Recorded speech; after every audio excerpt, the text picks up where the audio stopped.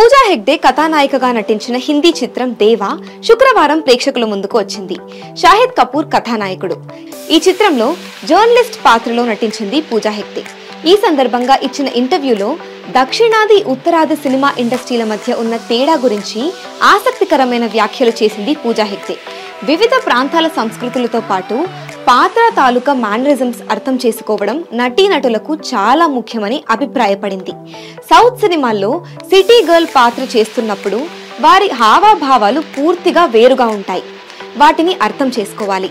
ఇలాంటి విషయాలు చిన్నగా అనిపించిన పాత్ర పోషణలో అవే కష్టమైన విషయాలు అని చెప్పింది. ఎంతో కష్టపడి ఎంతో ఇష్టపడి చేసిన సినిమాలు విజయం సాధించకపోతే అస్సలు నిరుత్సాహపడలేదని, ప్రయత్నం చేస్తూ పోవడమే తనకి తెలుసని పూజా హెగ్డే చెప్పుకొచ్చింది.